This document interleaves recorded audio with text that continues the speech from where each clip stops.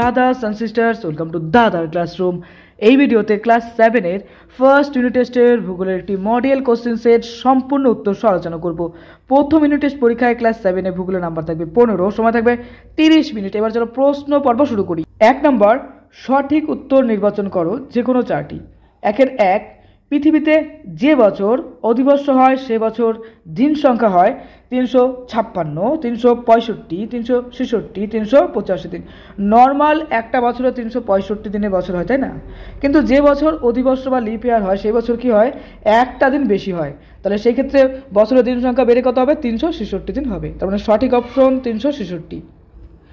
2 নম্বর, সৌরজগতের সবচেয়ে ক্ষুদ্রতম গ্রহ অর্থাৎ সবথেকে ছোট যে গ্রহ সেটা হলো বুধ, শুক্র, পৃথিবী, মঙ্গল।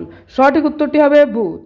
নেক্সট 3 নম্বর, সৌরজগতের নীল গ্রহ বলা হয় পৃথিবী, বুধ, মঙ্গল, নেপচুন। সৌরজগতের নীল গ্রহ বলা হয় পৃথিবীকে। কেন?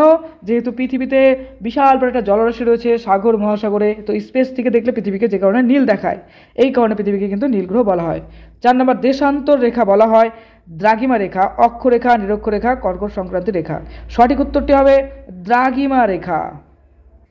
দ্রাঘিমা রেখা অনেক অনেক দেশের মধ্যে দিয়ে কিন্তু বিস্তার লাভ করে। নেক্সট, পশ্চিমবঙ্গের আবহাওয়া দপ্তর অবস্থিত আলিপুর, শিলিগুড়ি, জলপাইগুড়ি, আসানসোল। সঠিক অপশনটি হবে আলিপুর।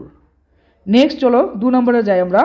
যে কোনো 7টি প্রশ্নের উত্তর দাও, প্রত্যেকটার জন্য দেখো নাম্বার আছে 1 করে। 1 নম্বর, কলকাতার দ্রাঘিমার মান কত? সঠিক উত্তরটি দেখো এক্ষেত্রে হবে কলকাতার দ্রাঘিমার মান হলো 88 ডিগ্রি 30 মিনিট পূর্ব। নেক্সট, চীনের দুঃখ কোন নদীকে বলা হয়? চীনের দুঃখ হুয়াংহো নদীকে বলা হয়। 3 নম্বর, পৃথিবীর বৃহত্তম বদ্বীপ সমভূমির নাম কি? পৃথিবীর বৃহত্তম বদ্বীপ সমভূমির নাম হলো গঙ্গা ব্রহ্মপুত্র সমভূমি। এম এর পুরো নাম কি? এম এর পুরো নাম হলো অ্যান্টি মেরিডিয়ান। পৃথিবীর মাঝ বরাবর কোন অক্ষরেখা গেছে? পৃথিবীর মাঝ বরাবর নিরক্ষরেখা প্রসারিত হয়েছে। বায়ুর চাপ মাপার যন্ত্রটির নাম কি? বায়ুর চাপ মাপার যন্ত্রটির নাম হলো ব্যারোমিটার। পৃথিবীর সবচেয়ে বিধ্বংসী ঝড়ের নাম কি? পৃথিবীর সবচেয়ে বিধ্বংসী ঝড়ের নাম হলো টর্নেডো। পৃথিবী তার কক্ষতলের সঙ্গে কত ডিগ্রি কোণে অবস্থিত? পৃথিবী তার কক্ষতলের সঙ্গে 67 ডিগ্রি কোণে অবস্থিত।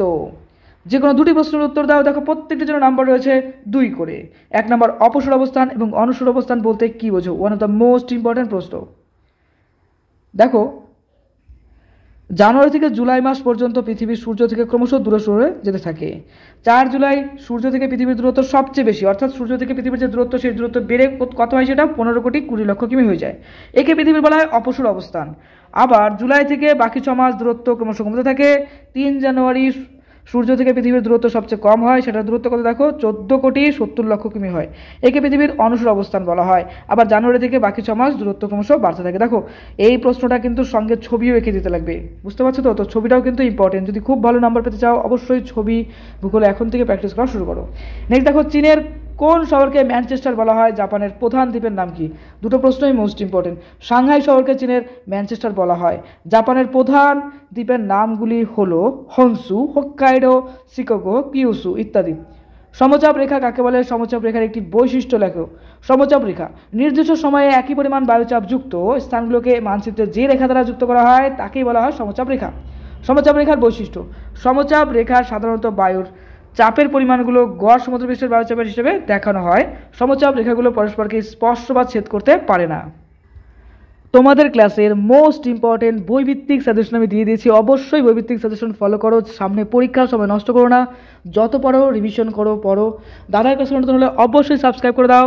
খুব ভালো থেকো।